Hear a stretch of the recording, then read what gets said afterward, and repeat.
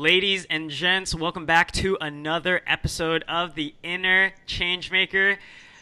We got a guest for you guys today. We got Grant Cardone in the house. If you guys don't know him, I don't know how you guys don't know him. He's a New York Times best-selling author. He's the host of The Cardone Show. We see him here in the studio. If you're watching this, he's a multi-millionaire and really just known for his non-bullshit kind of straight-up sales training approach. That's really what I kind of recognize Grant Cardone for. And we're here to chat about his book, Be Obsessed or Be Average. But Grant, welcome to the show, buddy. Jay, great to have you here, man. I am glad that we're talking about the inner change maker rather than the inner child. Yeah. I know. That's kind of a private joke to me. But when I was growing up, when I was your age, how old are you? What, 28? Actually, that's a very stellar guess. Just right under 27. Okay, so well, really, plus the 9 months that you were in your mother's womb, so you're probably 28. So, anyway, I was a little older. I was probably 38 or 39 years old, and there was a movement in America and around the world, really, about the inner child. Dr. Phil came out after that. Oprah got really big. Everything was about introspection. What happened to you? Why are you so broken? Have your feelings. I mean, we went through like 20 years. This country did. About 20 years, really. It's starting to die off now, but about 20 years of where everybody was introspective and healing and embracing your inner child. And dude, I got caught up in that whole thing. I don't even know how much money and how much happiness it cost me. And I'm just telling anybody out there, don't go down that route. I'm telling you, if you want to build a legacy, okay? If you want to have a legacy and have currency, by the way, you're not going to have a legacy without currency. If you're an aspiring entrepreneur, you better embrace the freaking beast in you. By the time this is over, Jay, we're going to change this from inner change maker to inner beast maker. I love it. We got to put a little TM by that. Yeah. Well, that's so funny that you bring that up because, when I saw, your new book, Be Obsessed or Be Average, literally the first thought was, well, do you think obsession is healthy? Because, you hear a lot of talk in the market of work-life balance, right? Too many people are talking about hustling. So is obsession, to you, yeah. What does that really mean? And do you think a lot of people interpret that as a healthy thing? Yeah. Well, if you look it up in the dictionary, the word obsession in the dictionary basically has a bunch of negative connotations. Right. The preoccupying thought, typically associated with something negative, a person, a drug, a problem. And I mean, clearly, everybody knows about that, right? Everybody's had that girl, that guy, that fantasy, the pornography, the debt, the mom dying, the sick person, whatever, right? Maybe you became a parent and you gave up your dreams and now you're a mother and you're just infatuated with that child, or maybe it's Call of Duty, dude, or Pokemon. Sure. See, the point is everybody's got an obsession. Everybody has this quality, the ability to be stuck onto something. That's what the book's really about. It's not about the negative. It's about the energy of being obsessed with something. Because every great person that you and I know, you could just start picking names over since man has been on this planet. You could start picking names of great people me and you both know, and your audience knows the name of. Dude, they were all obsessed. There was not one of them that had this life balance. Dude, what are we talking about? You know who that is? That's a bunch of people that are giving up on greatness and trading it in for balance. Now, everybody that is listening right now, you need to hear what I just said to you. Your attempt to get balance is validation that you're quitting on greatness. Because when you started the game, when anybody starts the game, they are not looking for balance in the beginning. They're looking for dude, I want to be successful. Right. I don't care if it's playing basketball or making money, okay? Or maybe it's raising money for a charity. You're going into the deal saying, man, I want to be we're going to do this, right? We're going to win. We're going to be great. And then later down the line, after a bunch of failures, disappointments, after a lot of discouragement, after you got a bunch of people around you saying, well, maybe we set the target too high. Maybe we really can't make it to Mars. Maybe we can't do this app. When it got difficult, then the individual starts thinking, well, man, maybe, you know what? I need some balance right now, dude. Right. And then the girlfriend got in your ear and she's like, you never pay attention to me anymore. You work all the time. You never touch me anymore. So like, what happened to the individual, right? So what happened was this culture then says, let's have balance. Let's become Buddhist monks. Yeah. Hey man, I love the Buddhist monk, how obsessed they are with prayer. But let me tell you something. When somebody comes to invade the monk village, okay, prayers aren't going to get you out of that deal. You got to defend yourself. Yeah, you got to go on offense. You better get back on offense. And so all I'm saying is, for me, obsession was very negative in the beginning.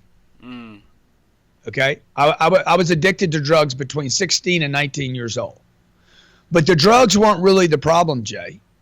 It was that I denied my obsessions to be great. I denied my obsessions to be famous. I wanted to be famous when I was freaking 11 years old, bro. I'm watching you don't even remember black and white movies. I'm watching black and white movies. And the movies are gangsters. It's Friday night, dude. I'm 12 years old. I'm bored. I don't want to go to sleep because I can't go to sleep yet, right? And so I turn on the TV and there's gangster movies. Every Friday night, man, I'd watch 3 hours of gangster movies. Well, guess what? My dad was dead. My mom really wasn't available. She was having some entertainment on the weekends. And I'm watching the gangster movie and I'm like, dude, I'm going to be a gangster, man. Okay? It wasn't that I wanted to be a criminal. I wanted to be the guy that got the chick that had the money, dude, that went to the casino, that had the big car.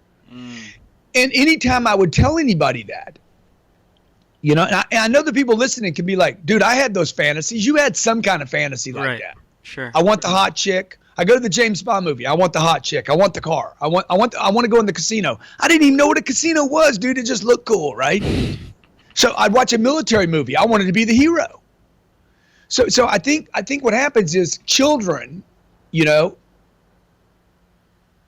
these spiritual beings with these little bodies have these ideas. I want to do that with no limitations. And then if you tell anybody, dude, I'm going to grow up and be famous, then there's somebody there that says, no, man, just be happy. It all starts with this. Just be happy. You know what really matters is family is what matters. Little JJ, Jay Wong. What really matters is taking care of your mommy. And you're like, dude, I want to be James Bond, man. And I want to take care of my mommy, right? So that's where I think that there's just this conflict, man, because if I look at Elon Musk, Steve Jobs, Oprah, Mother Teresa, Jesus Christ, right? Alexander the Great. Yeah. If I look at Mozart or Van Gogh, dude, these people were freaks. They were freaks, bro. They changed the world because they were freaks. Grant, I love that, it was one mini question, but we really dived right in the middle of it. So I love this. And, you kind of referenced kind of growing up. And, when people meet you or people are watching this or they're listening to this, like it's been, I don't even know how long. It's like 8 minutes or something. But yeah, they're fired up. They can tell you got the energy. And so what you're really saying, it's about having those. It's not about like being obsessed and not having that addictive personality, but channeling that energy into success. What do I want to be addicted to? Right. Because I want to be addicted. And by the way, if you're not addicted, dude, you ain't gonna make it. So for you, and then Jay, the bigger thing is if you're not addicted. By the way, I think it's a natural. Everybody's got a junkie, man. I'm telling you, man. Like, go get the junkie. Okay. If you look at a heroin addict, man, guy's sitting there. He's like, dude, he exhausts every vein on this arm. Okay. And then what? Hey, let's find another arm, man. Okay. And when the arms are done, toes, behind the knees, under the tongue, in the eyelids, where? Okay. Now that's what I'm telling you. And I know a lot of people are going to have a hard time with those images because you don't want anything to do with that, right? Because people think, man, if I go all in on one thing, How can I take care of my family? How can I take care of my kids? How can I help my church and my community? Okay? Look, if you don't go all in on one thing, you can't help anybody. It's impossible, man. If you can't go all in on your business, on your dream, the thing that was with you first, and this isn't motivation. This isn't rah-rah, get all excited, get jacked up, because all that wears off, okay? If you can't learn to you got to give yourself permission to freaking go all in like a warrior on one thing, because if you can't do one thing, how are you going to do the next thing? How are you going to be a great husband? How are you going to be a great father? How are you going to throw down and not make excuses? See, I don't make excuses. The balance guy, well, I need to spend more time with the kids. What you just said was, you just said that you need to leave work to spend more time with the kids. So you're going to leave one thing to spend, rather than saying, hey man, I'm going to do both of them. Okay, but where do you draw this? Where do you draw the line, right? Because we have all these different areas of our lives, right? Like our personal life. You want to be a good... life ain't a coloring book, man. I don't need to draw a line, bro. Well, I'm saying like you're going all in. Let's say in your work, you're going all in your sales. But when do you ever hit a point where you go, okay, I want to go be all in with my wife, or I want to be all in with my kids? No, right? I create the life that allows that. And right? So you make the time for him. See, no, I don't need to make the time, dude. I build the house that fits it. So I build the house like why would I go to the gym if I have a swimming pool at my house? Right? Why you guys bitch all the time? Oh man, the gym's so far away, man.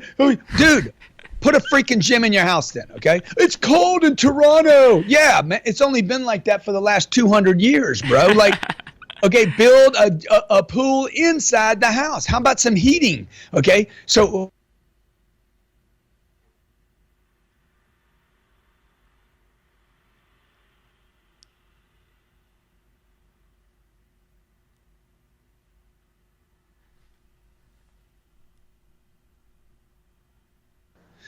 what I did was I found a woman that was perfect for me. Okay, rather than me changing who I am to be who she wants me to be, dude, I found somebody that said, and I laid it out for her. First of all, I pursued somebody that had no interest in me. So just because she was perfect for me doesn't mean she had interest in me. Right. Okay, the fact that and by the way, I'm running 5 businesses while I'm pursuing this hot chick. Okay, but I knew she was the right one for me. Now, that's a different topic. We could do that a different show on that, and your people will probably love it. But the point is, the fact that she didn't want anything to do with me didn't mean I wasn't the right person for her, number one. Number two, once she got with me, I said, look, I'll give up anything. I'll give up anything to give you. I'll make every dream and more that you've ever had in your life come true. Okay, here's one thing I will not give you. I will not give up on my dreams. Because if I give up on my dreams, I'll give up on you. If I give up on my dreams, I can't take care of you. Right? So when Jay Wong becomes obsessed with your purposes for being on this planet, you have more than one, by the way, I believe. I think you have many. When the individual becomes obsessed with their purposes, man, then they got to bring people in that benefit from that and create a life, not a job, not a charity. I'm not going to go do a bunch of other things. I'm going to do my life, and everything in the realm of this sphere of this life thing that doesn't have any lines, okay, all is impacted because of it. Yeah. It's almost like you're at the center of everything, right? And you're building everything for you. Well, dude, I am. I'm at the center of everything for me. You're at the center of everything for you. You made this interview happen. I didn't make it happen. Right? But somewhere I vibrated content or information, and it hit your sphere. It hit your sphere, and you're like, hey, I want to bring that content in, right? So what my goal is with this obsession. If the obsession was energy, dude, it's like I want to just keep wavelengthing out, right? I think about a jellyfish or a ripple effect or a hurricane that just keeps getting bigger and bigger and bigger, right? I just want to keep doing that thing until I influence all the areas of my life. So I don't need balance, dude. All this activity should balance me out. I move to the thing. I move to the thing or things that need attention right now. I'm going to do an interview with you. I'm going to do another one at 10:30. I'm going to do one at 11, and I'm going to figure out how to take a leak somewhere in between. I'm going to figure out how to breathe. I'm going to probably figure out how to take a phone call or two or sell something in between. And there's Captain Ron right there. I got another. You see what I'm saying? I'm like, dude, you're just moving in the deal, baby. Okay. When you're operating like this, just out of curiosity, because just like watching you is great, because I can tell you're totally in your zone, you're totally in your element, right? And so, like, do you prime yourself by any way? Is it strong coffee? Is it waking up and taking a cold shower? You know, like, I know those are like tactical questions. I know. But let's talk mindset and tactics. Like what do you kind of like step into, and then obviously the tactics. You know, that could become, you know, a completely different thing. Yeah, I don't do any tricks, man. I know people like, yeah.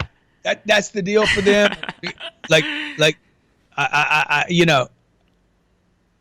I don't. I'm a spiritual being, man. I don't need to beat on my body. Okay, I am not a body. I made the mistake of being a body for the first 35 years of my life. I'm not a body. I'm a spiritual being operating a body and a whole bunch of other stuff. Yeah. I believe that I am moving a lot of stuff. So I don't need to beat on a 5'8" frame. Because if you ever watch football, I love watching football because I like watching a handful of these guys, man, what they can do. Like, I'm like, bro. It's crazy. Dude, bodies don't do that, bro. Now, most of the players are in bodies, right? They're like stuck in bodies and shoulder pads and, you know, and then some of these dudes are like, wow, man, I watched a guy throw a pass. His feet weren't on the ground the other day, you know? And so it's like, how do you do that? Well, you got to be outside of just this framework. Yeah. You know? And so like, I spend a lot of time, most people don't like see this in me because I talk about money a lot and currency. And I know we're going to talk about legacy and currency, but for sure.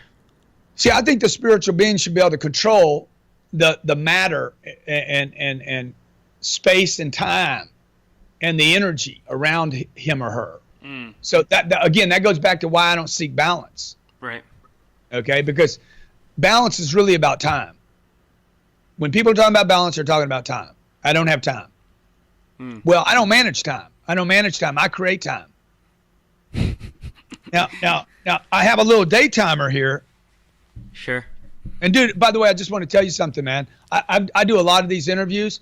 What I'm sharing with you right now, I have not shared on most of these interviews because I know you can have it. Well, thank you, Grant. Yeah. Let's keep it rolling because there's so much that we haven't even digged into. Yeah, no, I know, and we could always do another one. But like this day timer that I have, right? Sure. It's all blank on the left side. It's got numbers: 6 a.m. to 9 a.m., 9 a.m. to 12 p.m. Okay. But it means nothing to me, dude. I just did that. I did that for people that need to see that. Okay. On the right side is where I start thinking. I start fantasizing about futures. Right. So my prep today was, hey man, you wake up, you bitch about it. I bitch about waking up every day. Damn, I want to sleep in. I love to sleep, bro. I love it. I love freaking. Oh man, that was good, man. So I wake up. I didn't work out today. I should work out every morning. I like to work out every morning. It gives me a freaking. It feels good to work out. It gives me a sense of an assurance that I'm in control of my body. I got in the car. I drove over here, man. I said, hey, what do I got to do today? We had a meeting. We have a meeting every morning. Success meeting with our staff. Hey, what's working? Who's winning? How are we doing? Look at our numbers, and then I said, what I got to do, man? You talking to JW today, man. Yeah. You talking Jay Wong, man. We talking to Wongster, man. It's a big day. It's a big day. I'm with the Wongadong, dude. Let's roll, man. Let's see what happens. All right. Well, Grant, I mean, I love that. I love that. So, first of all, before we switch, I want to talk about money.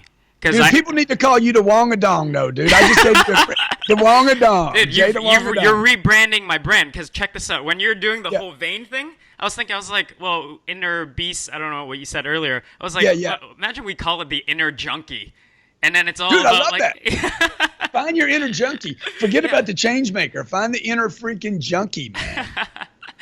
All right, so let's switch it up a little bit because I saw a recent thing. I mean, you talk about money all the time, right? And I saw like you did this thing. I think it was like 3 things that people don't know about money. And you mentioned, I think you said somewhere, like, if you're a millionaire, you're in the middle class. It's a good interview. And I want to talk about this. Yeah. Because, like, to a lot of people, $1 million is like, man, I want to be a millionaire. People want like, oh, is your business at 7 figures yet, right? It's something in internet marketing. Everyone always like is talking about 6-figure launches, 7-figure, all these numbers, right? Yeah. Tell us a little bit about this. Like, why, if you're a millionaire, why are you in the middle class? Well, dude, when you introduced me, you said multimillionaire, man. I took it as an insult. I'm like, dude, I'm not a multimillionaire. You know, why you want to put me down like that? Oh, shit. Okay. No, I'm just being honest. Nobody talks like this. All right. Nobody talks like this. I wrote Mark Cuban an email the other day, and I didn't know if Mark knew me or not. And I said, Mark, I don't know if you know me or not. He's like, of course I know you, dude. Everybody knows you, bro. You know, and there's this other dude that's got a TV show, and I see him at a Miami Dolphins game, and I'm like, hey man, you know, I've been buying a little bit of real estate. He's like, yeah, dude, I've done a lot of research on you. I know how much real estate you have. So, and I didn't think he knew me for that. I thought he knew me for something else I had done, right? So, yeah. Okay, back to the money thing, man. Look, yeah. You know, first of all, see, money is made up, man. It's just numbers are made up. The number 1, the 0, the 3. They're made up. They're completely fabricated. Okay. Then we talk about money, currency, right? Yeah. Well, it's also made up, right? There's no shortage of this. When I started studying money, I was 15, 16 years old. I've wanted to be rich my whole life, man. I wanted to be rich before I wanted to be James Bond. You know, I remember losing a quarter once. I had a quarter. I was like 7 or 8 years old. I lost a quarter. Came home, told my dad, man, I lost a quarter, man. I lost that quarter you gave me. He's like, never play with money. And my grandfather says, never, ever have only 1 quarter. So I was like, yeah, dude, you need a lot of quarters, man. So when I started studying money, it was because my mom was constantly worried about money. She had a little bit of money. My dad left. He died. And she was trying to save it. She was trying to protect the little bit of money she had. This is what most people do on this planet. They're merely trying to protect the little bit they have, okay? So they contract down to this. And by the way, this is a big amount of space for most people. Okay. For most people, they're contracting down to bytes. Okay. Yeah. Little symbols. It's not even money anymore. It's not even numbers. It's symbols that are in some banking institution somewhere in a computer. We don't even know what it is anymore, dude. It's like, and that's what their attention on. Now, the point of that is this: how small has that individual gotten when all their attention is on a digit or an amount? Okay. So what you need to know about money is if you have $1 million. You're 28 years old. If I give you $1 million right now, man, and you never make any new money, all you make is some income off that million. First of all, the world we live in today, you would only earn about $5,000 a year off that $1 million. Wall Street will promise you 6 or 7, so you'll earn $60,000 a year. You can't live on that in Toronto, dude. I've been to Toronto too many times. One of the most expensive cities in the world. You got $1 million. You're going to live until you're 82. Okay, you're going to live, let's just make it simple math, 28 to 78. Let's say you die at 78 because you end up with prostate cancer. And so you got 50 years, dude. You got 50 years and $1 million. That means you can only spend 20 grand a year. You earn a new 50 if you invest in the stock market. By the way, if you invest in the stock market, you don't have that money anymore. Right. That's somebody else's money. You don't know. You're waking up every month wondering, I wonder what it's worth now. Okay, you cannot live on $1 million today. Now, I know your audience is going to tell me I'm wrong, okay? I'm not wrong. I'm not wrong. You that think that I'm wrong have not done the math. You've assumed the math of your predecessors. Your mommy and daddy and your grandparents said $1 million was a lot of money. Dude, $1 million was a lot of money in 1950. $1 million is nothing today, okay? So, and look, I don't buy a bunch of expensive cars. I got 2 Range Rovers, both paid for, and you know, I don't spend a lot of money, but $1 million gets you nowhere, particularly if you're an entrepreneur. Because if you're an entrepreneur, that's $80,000 a month. that you have to expand your business. You could go through that. You could literally go through that in 12 months in an ad campaign that never took off. Yeah. So true. Now, some of your audience is going to say, dude, if I'm making $1 million a year, I'm not going to do it. I'm good. Dude, if you only make $1 million a year, you will cease to exist in 5 years. Because somebody's going to come up and create a better product that invested whatever your idea is. You know, I remember when Blockbuster says, you know, this internet thing, I don't think people are actually going to buy videos from the internet. Dude, they were saying that in 1999. Boom, they're gone, right? So yeah, somebody's going to come up with a better idea, man. Okay, Google. Look at Google and Apple. Look at the Baidus of the world, right? The Amazons. Look at these companies. They produce tremendous amounts of wealth. Why? So they can reinvest in their companies and continue to create tremendous amounts of wealth.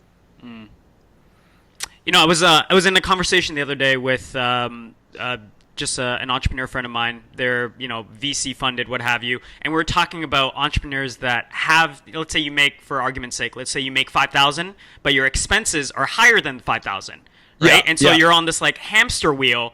Like the world thinks you're doing great, right? The world's like, oh, you're crushing it, you're killing it, but you know, so they're like, well, how do you get out of this cycle? And we were talking about two ways. One is you either lower your expenses, right? And you now your 5,000 is better than the $4,000 of expenses, or you focus on top line revenue. Yeah, so exactly. Are you saying that? So, dude, look, just do math. I'm extremely good at math. All right. But I'm not the kind of math that most people think about. Okay, let's say a guy makes $5,000 a month, and let's say he spends $4,000. Yeah. Okay, you can only lower the $4,000 so much. Right. Yeah. So if I lower it by 4,000 and I spend no money, that's impossible, by the way. It doesn't work. But you still only have $5,000. Okay, so sooner or later, man, you're still going to be confronted with this. I have $5,000 and no expenses. See, a lot of people think debt is their problem. Okay, debt's nobody's problem. Okay, income is the problem. Look at Kanye. Kanye made $35 million last year and he owes $55 million. Kanye and his accountants are going to tell Kanye that debt is his problem. Debt is not Kanye's problem, man. Income is Kanye's problem. Even though he made $35 million last year, he does not produce enough income to be a free man. He is basically a king-slave rapper. Whew. He's working for the man. The very thing that he hates, man, he hates capitalism. Dude, he's a victim of it because he doesn't produce enough money. Jay-Z, Dr. Dre, these guys, man, they got above the game, baby. Okay, they got above the game. They put themselves in a position to actually be puppet masters and have freedom. That's what money's for. So the guy that makes $1 million is never above the game. Like, you need lots of money, bro, if you want to get empowered. See, what most people really want when they talk about money, dude, is power and freedom and choices. Yeah, so true. Not. I don't want this. What you know? You're really a little aberrated if, oh man, I'm just looking at my paper this weekend. That's not. You know, guy's got Floyd Mayweather. He's got $10 million on his plane. He's taking pictures of it. It's kind of weird, man. You know. And then he sees a Bugatti and he trades in his bucket of money for the Bugatti that he overpaid for. Okay, and he'll end up broke too. Yeah. So how do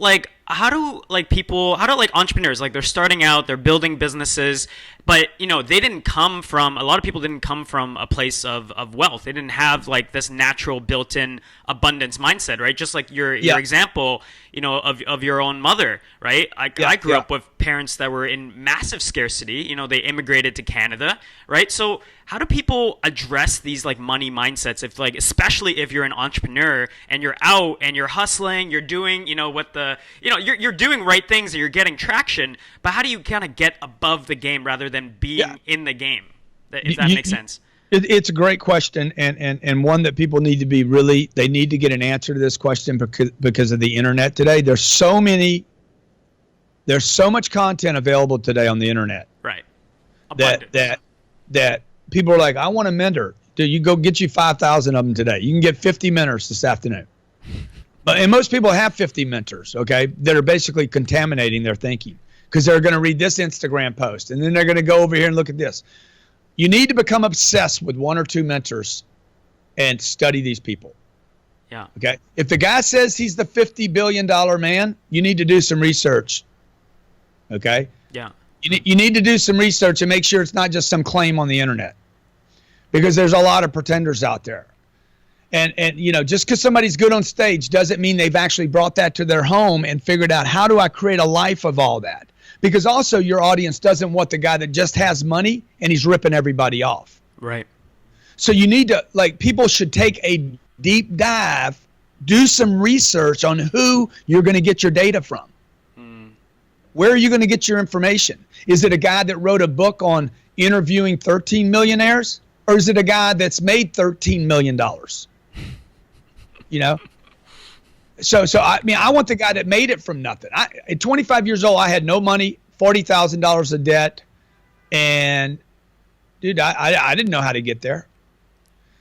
Yeah, and I had that mindset that you're talking about. Right. If I made $100,000 a year, I thought I was like, wow, man, I can't believe I made $100,000. Yeah. Well, until you know what's available out there, so you gotta figure out who can you study that will get rid of. You got to get rid of whatever it is that's telling you $1 million is a lot of money, and whatever that's telling you not to even do the math on it, man. Do a little math, bro. First of all, everybody's going to be a millionaire. If you make $20,000 a year for 50 years, you're a millionaire.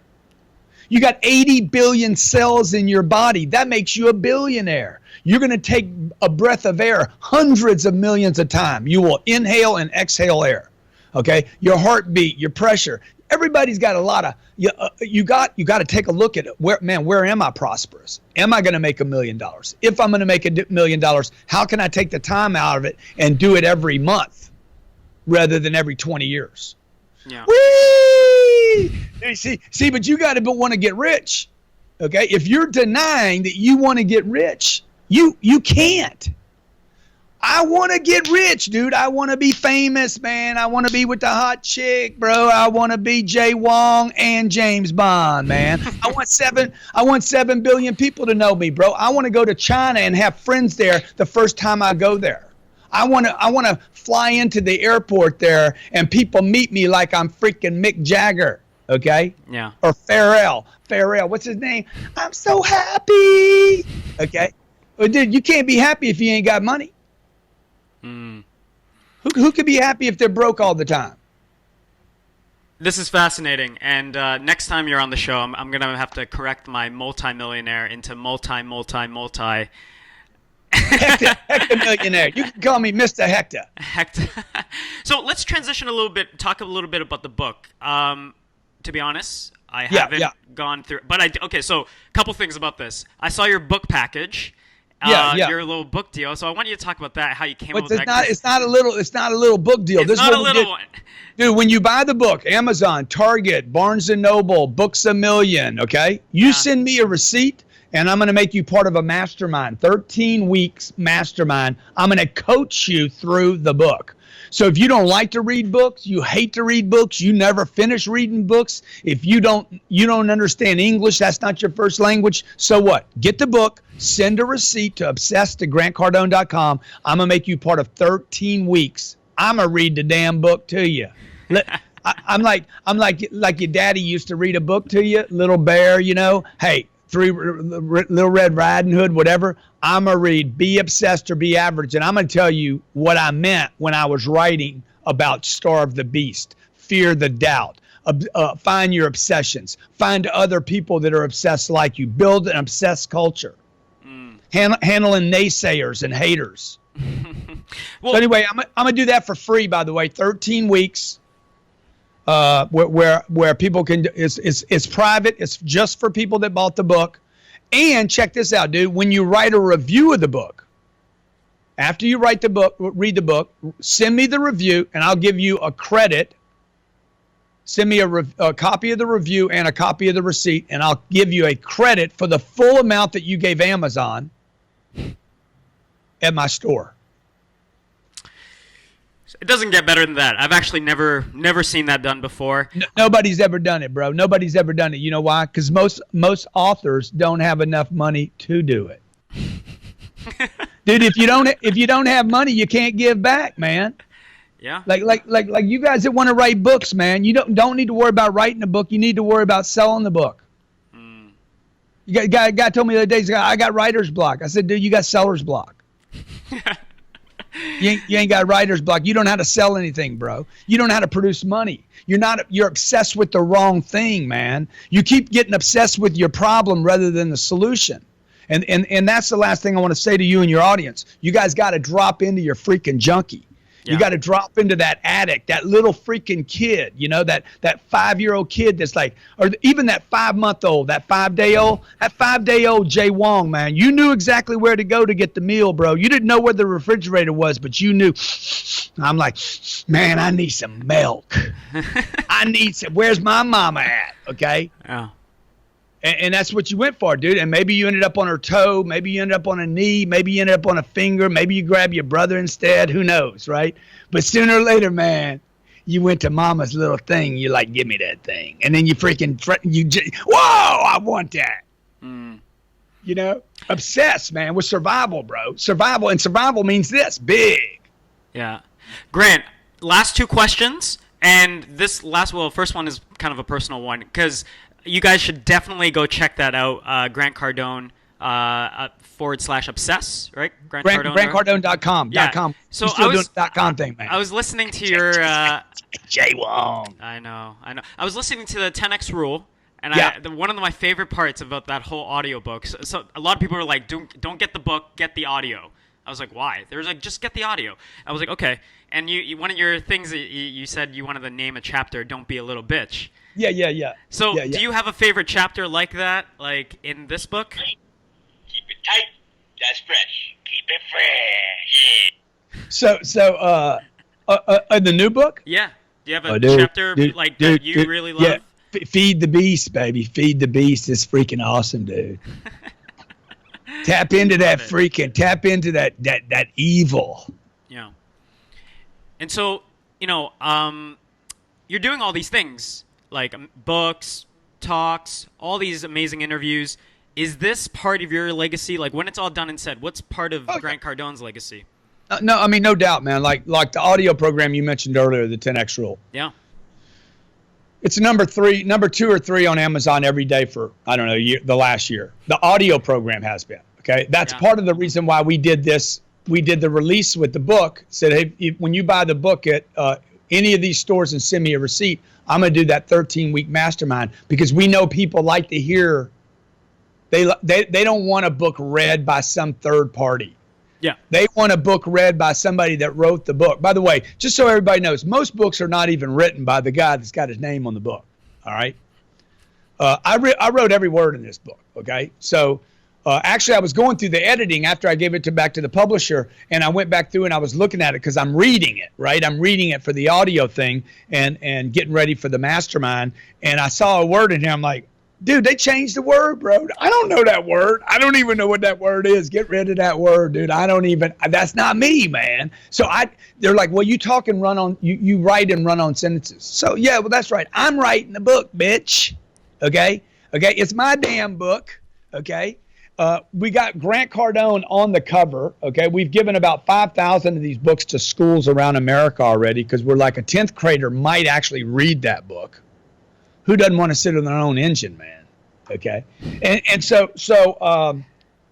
I forget your question right here, but legacy, like your own legacy. Yeah. Like, is this all part of it? Like, how do you envision this? Books, man. Books are legacy. Okay, these are the things I'll be remembered for 50 years from now. The purpose of this book, I actually write about it in there. My goal with this book is that we take this book and Be Obsessed becomes this international phenomenon where people are like, be obsessed or be average. I'm not average. I'm obsessed. And this is like that inner child thing that I brought up earlier. Yeah. How people were looking for their feelings and what happened to them. So we'll throw that away, the Dr. Phil thing away. And now what we'll have is we'll have people that are just freaking lunatics. Running around. Imagine, Jay, if every person on this planet, 7 billion people on this planet, were obsessed with those 1, 2, 3, or 4 things that they should be doing every day. Your original purpose, your unique purpose. If everybody was focused on that, we wouldn't have time for war. People wouldn't be freaking putting needles in their arms. They wouldn't be smoking crack. They wouldn't be robbing people because they'd be obsessed, all in, focused on that one thing, and the world would be an unbelievable place. Grant, I absolutely love that. Thank you so much for sharing with us your perspective. If people want to kind of socially stalk you, I know you make it really easy because you're everywhere. Yeah. Where is kind of like your hub? Where can people kind of follow you on your adventure as you're building this legacy of yours? I stream on Facebook to almost 200 million people a month. So you can find me on Facebook, a Grant Cardone fan. That's where we do most of the streaming from, Grant Cardone fan. I would have called it Grant Cardone fam. So it's not like family because Yeah. really, man, like you're part of my family now, dude. Like you're a brother to me now, okay? Yeah. And I need people in my life, bro. I don't need money, man. I need people. I need friends. I need people. I want friends all over the world. And if you end up with a bunch of money, dude, and nobody enjoy it with, what good is it for? What's that about, right? But you also don't want to be the guy picking up the bill every time, because then after a while you feel used. So you got to get your money right, Jay, because I'm gonna take you to dinner one night, and then the next night you're gonna take me to dinner. But look, if you're on Snapchat, you can find me at Grant Cardone. I answer 300 or 400 Snapchats a day. Personally, answer them myself. Okay. You can find me on YouTube at Grant Cardone. There's 4,000 videos sitting on YouTube. You can find me at grantcardone.com. You can find me at Grant Cardone TV, man. I got my own TV network. You can find me on Twitter at Grant Cardone. I said YouTube already, John. Damn, man. Where else, man? Dude, iTunes, Stitcher, podcast, Jay Wong Station, the Wong-a-Dong. You know? Yeah, dude, I appreciate you, man. I appreciate you, brother. Yeah, Grant, it's been an absolute pleasure, and can't wait to have you on again because this time was too short. But, man, this was awesome. Guys, go check out his book, Grant Cardone, ladies and gentlemen.